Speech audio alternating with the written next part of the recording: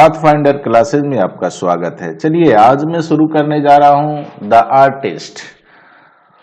The artist मतलब होता है कलाकार। क्या होता है? कलाकार। आर्टिस्ट का मतलब होता है, अरे यार कहाँ चल रहा है,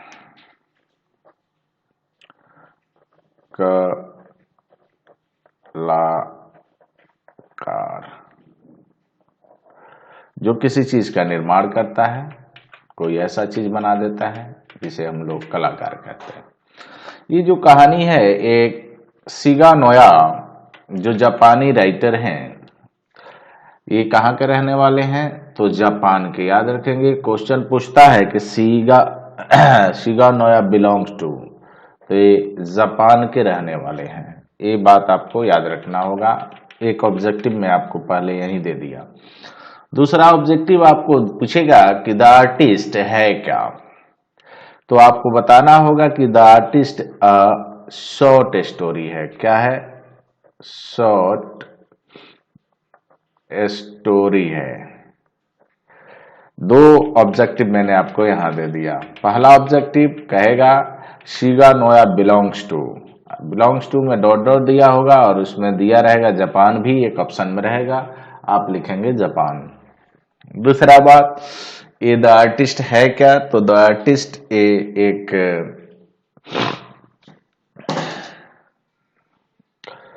शॉर्ट स्टोरी है। आइए पढ़ते हैं इसको, यहां देखते हैं क्या कह रहा है। कह रहा है शिगा नोया 1883 टू 1971, जिनका जन्म 1883 में होता है। 1883 में जन्म होता है और 1971 में इनकी मृत्यु हो जाती है। आपको याद रखना होगा कि इनका जन्म कब हुआ, क्योंकि ये आपसे क्वेश्चन पूछेगा कि शिगा नोया बर्न इन, और दूसरा पूछेगा शिगा नोया डेड इन। तो दोनों ऑब्जेक्टिव आपको याद रखना होगा। अभी एक लाइन भी नहीं पढ़े कि चार ऑब्जेक्टिव आपके सामने है। तो याद रखना होगा कि शिगा नोया का जो जन्म हुआ है, जो जन्म है वो है 1883 में।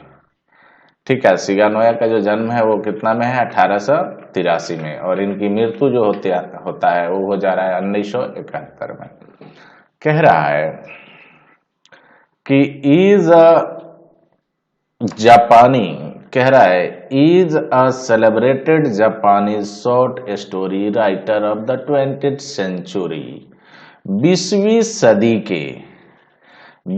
सदी के माने जाने राइटर हैं शिगा नोया। 20वीं सदी के जापान के माने जाने राइटर हैं शिगा नोया, जिनका जन्म 1883 में होता है और इनकी मृत्यु 1971 में हो जाती है। कह रहा है he wrote very sensitively about his people. वह लिखते हैं, क्या कह रहा है? उन्होंने लिखा है बड़ा ही भावुकता से लिखा है अपने लोगों के बारे में और उनके संस्कृति के बारे में। यानी कल्चर मतलब संस्कृति, समझ गए? तो कह रहा है कि बड़ा भावुकता से उन्होंने लिखा है अपने बारे में, अपने लोगों के बारे में और उनके संस्कृति के बारे में।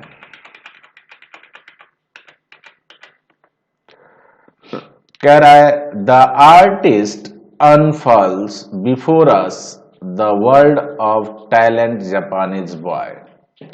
कह रहा है ये जो आर्टिस्ट है हम लोगों के सामने, इस जापानी बॉय के जो टैलेंट है, उस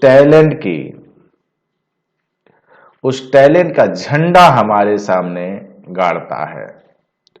यानी ये बताना चाह रहा है कि ये जो जापानी बॉय है उसकी प्रतिभा क्या है, उसकी प्रतिभा क्या है। यह वो बता रहा है। ठीक है, तो हमारे सामने कह रहा है कि उसके प्रतिभा का झंडा गाड़ता है। It shows how the adult world often cause damage the such talent. यह दिखाता है कि कैसे हमेशा ये जो वयस्क दुनिया है वही ऐसे टैलेंट को ध्वस्त करते हैं, ऐसे टैलेंट को, ऐसे प्रतिभा को नष्ट करते हैं। कैसे, ये चीज दिखाता है। ठीक है, तो टैलेंट का हिंदी होता है प्रतिभा, याद रखेंगे। चलिए अब आगे दिया है इसी में, पहले थोड़ा सा क्वेश्चन को देख लेते हैं। कह रहा है कि पहला क्वेश्चन है, everyone has a hobby of one's own, what is your hobby. कह रहा है कि हर एक आदमी के पास, जितने भी लोग हैं उन सभी लोगों के पास अपना अपना एक शौक होता है, अपना अपना एक शौक होता है। और वही पूछ रहा है कि व्हाट इज योर हॉबी। उसी में आपसे पूछ रहा है कि आपका हॉबी क्या है, आपका हॉबी क्या है। तो बहुत सारे बच्चों की हॉबी आजकल क्रिकेट खेलना है, बातें करना है। तो आपकी हॉबी क्या है, ये तो आप ही बेहतर बताएंगे, और आप ही बताएंगे कि आपकी हॉबी क्या है। ठीक है, दूसरा क्वेश्चन दिया है कि several people are passionately attached to a particular thing, particular thing. कहा बता रहा है कि लोग, यहां जो लोग हैं, कह रहा है कि कई लोग विशेष चीजों से जुड़े होते हैं, विशेष आइडिया से जुड़े होते हैं। क्या यह आइडिया हेल्प करता है, मदद करता है? अभी आप बताएंगे कि आइडिया मदद करता है या नहीं करता है, क्योंकि ये आप ही को बताना है। Work in A small group and discuss the flowing. दूसरा है, तीसरा क्वेश्चन दिया है, do you think about spending your time on things other than studies is a wastage of time. क्या आपको लगता है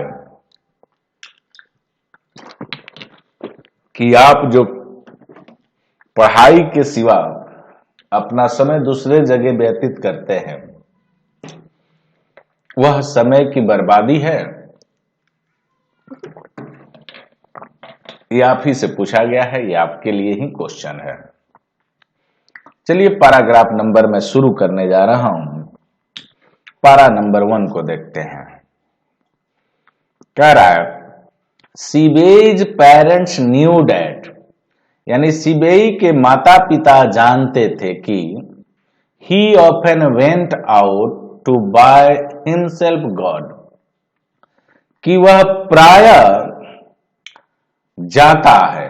कहां जाता है? बाहर जाता है, खुद बाहर जाता है, खुद के लिए, माने कोहड़ा खरीदने के लिए वो बाहर जाता है। यह बात उसके माता पिता जानते थे, यानी सीबेई के माता पिता इस बात को जानते थे कि सीबेई हमेशा प्राय क्या करता, अपने लिए कोहड़े खरीदने के लिए बाहर जाता है।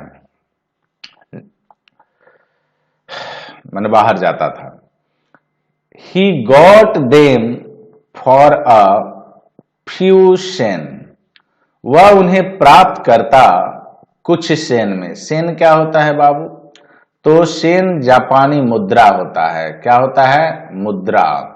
जैसे हमारे यहाँ का मुद्रा पैसा है, रुपया है, बांग्लादेश का टाका है, उसी तरह इस जापान में मुद्रा को कहा जाता है सेन। तो कह रहा है कि कुछ सेन में उसे प्राप्त करता था। And soon had a sizeable collection. Sizeable collection का मतलब होता है एक बड़ी संख्या में या एक भारी संख्या में। कह रहा है कि बड़े ही जल्दी उसके पास हो गए थे, एक बड़े संख्या में। मान लीजिए जो डेली खरीद रहा है, प्रतिदिन एक कोहड़ा खरीदेगा, तो एक तो दिन आइए जाएगा कि उसके पास बहुत सारा कोहड़ा हो जाएंगे। तो कह रहा कि बड़े ही जल्दी उसके पास कोहड़ों का भंडारा लग गया था।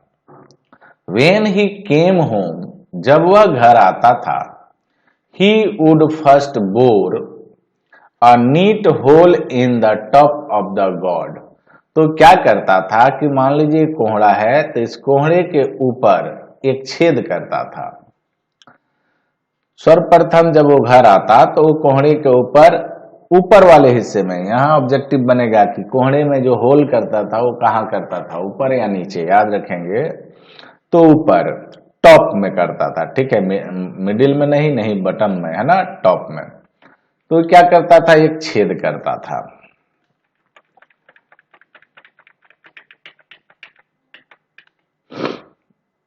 एंड एक्सट्रैक्ट द सीड्स, और जो ये छेद करता था बाबू, इन छेदों से बीजों को बाहर निकाल देता था। जो कोहड़े के अंदर बीज होते हैं उन बीज को बाहर निकालता था। Next he applied tea lips to get rid of. Get rid of का मतलब होता है छुटकारा पाना, छुटकारा पाना। और उसके बाद सेकंड में क्या करता था? उसके बाद वह छुटकारा पाना, किससे छुटकारा पाना? The unpleasant God smell, sorry, जो ये दुर्गंध आता था कोहड़े का, इस कोहड़े के दुर्गंध से छुट्टी पाने के लिए उस पर वो चाय के पत्तियों का लेप लगाता था। चाय के पत्तियों का, ये मान लीजिए कोहड़ा है तो इस कोहड़े पर क्या करता था कि इस चाय के पत्तियों का इसके ऊपर लेप लगाता था। काहे? ताकि इसमें जो दुर्गंध हो वो माने हट जाए, उनसे छुटकारा पा सके। देन फेच द सेक, और उसके बाद वो उसमें भरता था सेक। सेक मतलब होता है चावल से तैयार किया हुआ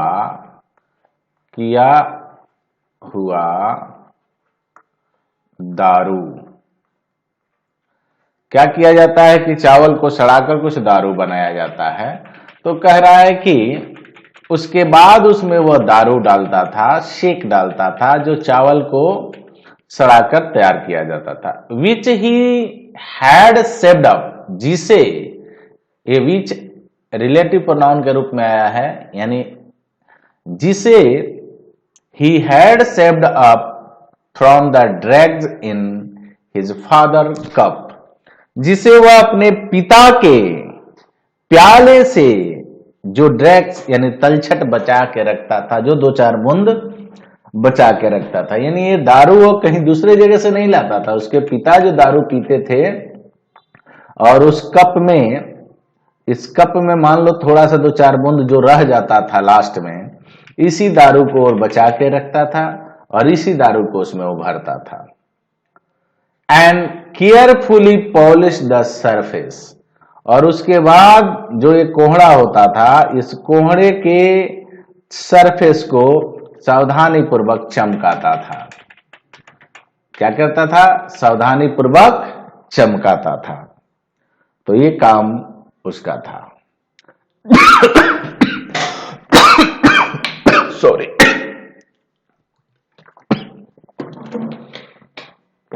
sorry,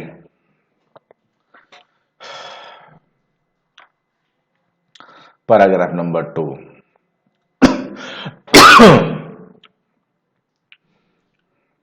Sibyl was passionately interested in God. सिबेई भावुकता से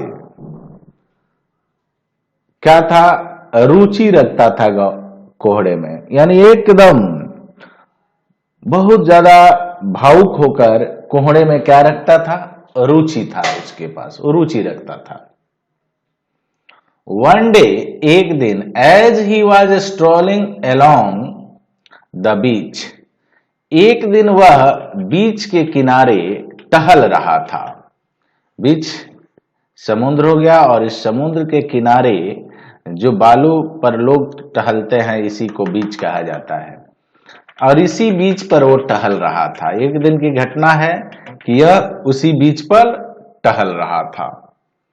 observed in his favourite subject, और लीन था, मग्न था अपने पसंदीदा विषय गढ़ में। किसमें? उसका पसंदीदा विषय क्या है? कोहड़ा, गढ़, और वो गढ़ में लीन था।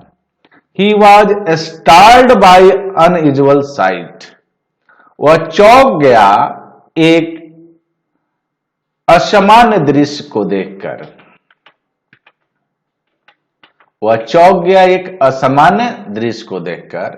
He caught a glimpse of Bild. उसकी नजर एक गंजे पर पड़ी, यानी एक गंजा व्यक्ति पर उसकी नजर पड़ी। Elongated head of an old man hearing out one of the hot by beach. हुआ क्या कि ये मान लो बीच है, तो बीच के किनारे कुछ झोपड़ी बना दिया जाता है, जो बांस के बम्बू पर ये झोपड़ियां होते हैं। इसमें गैप रहता है जिसमें मछली मारा जाता है, तो पानी जब आता है तो इस सब में भर जाता है। तो हुआ क्या कि देखा कि एक आदमी यहां से, माने एक गंजा आदमी था, और वो इसी के बीच से तैर रहा होगा, उसकी मुड़ी दिखाई दे रही होगी, और मुड़ी नीचे ऊपर कर रहा होगा। चूंकि वो बेल था, गंजा था, तो गंजा आदमी का सर भी कोहड़े की तरह ही दिखाई देता है, और वो तेजी से वो उधर से गुजर रहा था बीच से। What a splendid God, thought सिबेई। सिबेई ने सोचा कि क्या शानदार कोहड़े हैं। अब सिबेई को ये जो बेल्ड था, यानी जो गंजा आदमी था, तो पीछे से देखिए, कभी कभी क्या होता है कि पुराना ये हो, कोहड़ा हो, और पानी में फेंक दीजिए तो आपको देखिएगा ऊपर नीचे करता है, और रियल में वो असर भी उसी तरह होता है। जो गंजा आदमी होते हैं तो उसको दिक्कत हो गई पहचानने में, तो वो बोला कि अरे यार कितना शानदार कोहड़ा है। थॉट सिबेई, सिबेई ने सोचा। सिबेई को लगा कि बाप रे बाप कितना सुंदर कोहड़ा है। And old man disappeared from site. लेकिन वो तो भाई कोहड़ा था नहीं, वह बूढ़ा आदमी उसकी आंखों से उलझन हो गया, नहीं आगे चल गया। वेगिंग हिज बेल्ड पाइन पिट, अपने सर को ऊपर नीचे करते हुए, हिलाते हुए, वो क्या हुआ, इसके नजरों से उलझन हो गया। ओनली देन, तब जाकर, डीड सिबेई रियलाइज हिज मिस्टेक, सिबेई ने अपने गलती का एहसास किया। तब जाकर सिबेई को उसकी गलती का एहसास हुआ। And he stood there laughing loudly to himself, और वह वहां खड़ा हो गया और जोर जोर से हंसने लगा, अपने आप पर ही हंसने लगा।